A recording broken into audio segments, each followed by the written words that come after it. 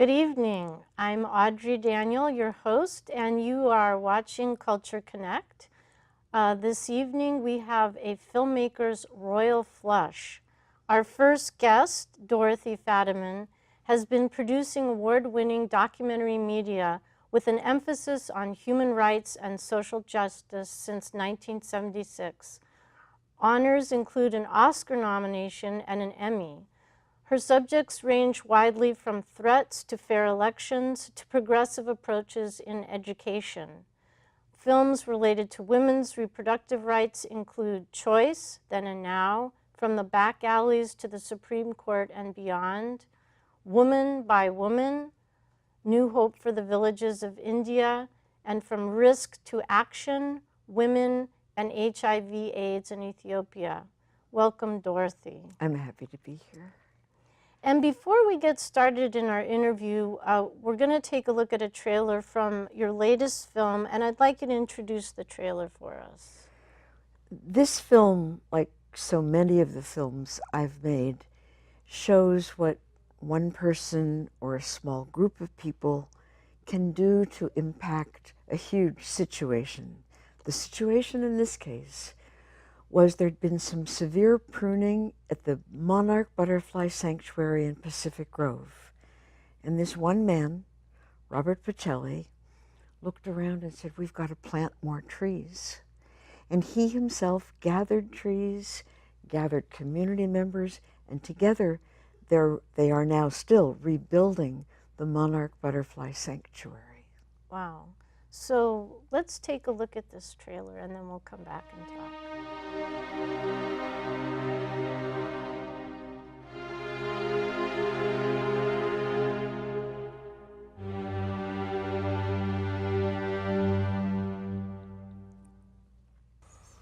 The monarchs, they're this incredible gift.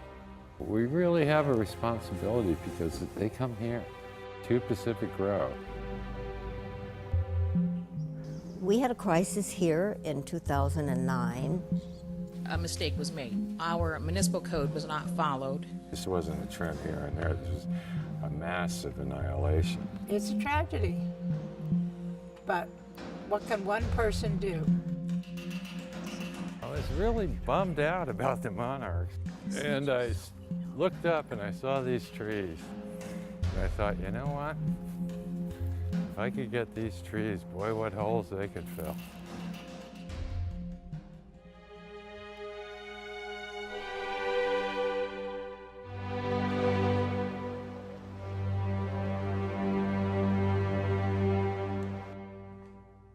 So Dorothy, this film, like so many of your other films, as you mentioned, and that's what I love about your work. That's what really impassions me about all the films that you've done, is that you are able to pick subjects that have this power to change with one person.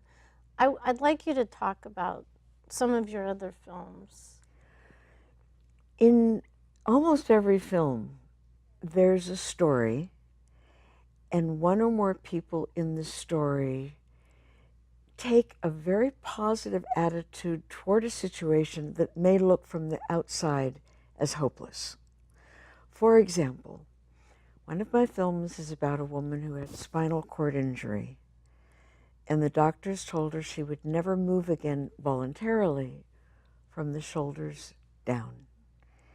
And she said, thank you for sharing.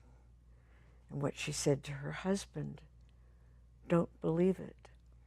And what we see in the film is the whole community gathers to work on her body, to interact with her in a way that lifts her spirit. And then in the last scenes of the film, and it's an hour-long documentary, we see her with help walking. I saw the film and it was amazing. I have never seen, this example of how alternative methods were used in such a powerful way. And again, that's one person working through the community. And what's interesting to me about that, which you just described, is it happened in increments. You know, she didn't wake up one morning and could move her hands again. She moved her hands like a millimeter a day, and people would massage her hands, then another millimeter. So what we saw also was the slow unfolding of change, not the sudden discovery of how to walk again. And kind of going way back to your very first film, I have to do that because that film is so beautiful and so powerful in its own right. And that film got you into making films. And could you talk about how your experience and how you shared that created this filmmaking history? Well, actually, LSD was legal at that time. And people in many settings were being guided to have this opening. Interestingly enough, there was a huge article recently in the New York Times about the fact that LSD is being researched with and used again. It had a period of illegality, to be sure. But I had an LSD experience in which my mind opened and my heart opened and I saw light everywhere. And I decided to make a film about that. And as I did background research, I realized that that light that I had had the experience of actually appeared in every faith throughout history, and that's what the film is about. Wow. And I mean, that's kind of your entree into your filmmaking career. Well, it is, because what I realized was I could see the light in people.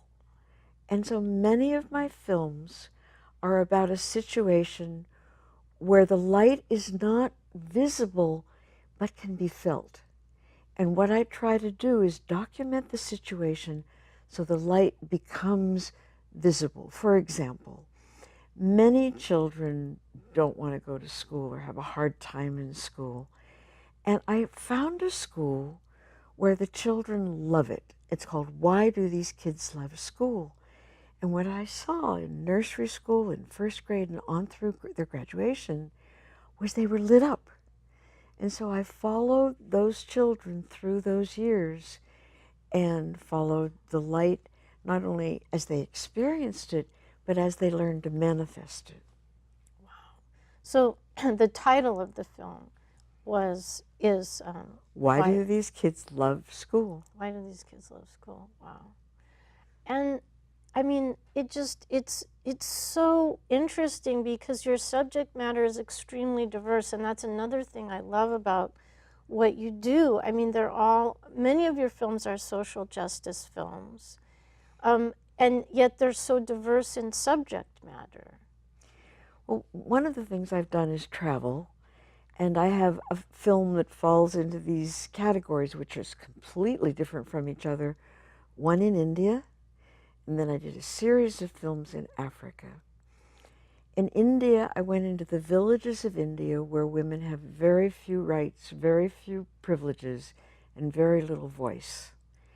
And I found a program where women were being shown and taught how to be with each other, to teach each other quietly about birth control.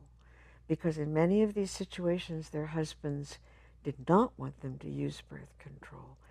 And you could just see these women light up, literally and figuratively, as they gave other women a chance to control their fertility and to only have a few children when they couldn't afford to feed 6 or 8 children. And then at the other end of the world in Africa, I did a film on AIDS in Ethiopia, and I showed women who were being taught how to say no to sex without condoms.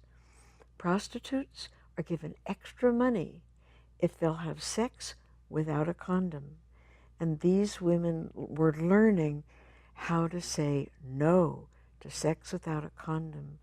And the AIDS rate in Ethiopia is going down, and that's one of the reasons. Wow. And, you know, talk a little bit about Stealing America Vote by Vote. It's an amazing film. Well, I was working at the polls in Florida as a watcher, and people were coming out and saying, I tried to vote for Kerry and my vote jumped to Bush. And what we were being told was to not say anything to anybody about that. And that seemed strange. And on the way home on the airplane, various of us who were volunteering at the polls in Florida had seen and heard the same thing. So I decided to make a film and invite people to speak out, which they did gladly, all over the country where there were irregularities, where they were either trying to vote or working at the polls. And the film shines light into a very dark area, which we're experiencing again now in 2016. I don't want to go there, but let's talk about one more film, which is your film that you're about to release. Well, I'm actually completing 2 and working on yet another. Oh, tell me. I'm completing one on a deaf chef. He has very little hearing, and he's a 5-star chef. He cooks beautifully, and people come from all over to go to his restaurant. And people said, put this boy in an institution, but his parents wouldn't do it. He learned to lip read, he learned to listen, he learned to speak, he learned a whole range of skills that are taught in some situations, and he now is a 5-star chef. Wow. I'm making another film about people who crossed the border illegally and were told basically to go home. And some of them slipped through because they wanted education.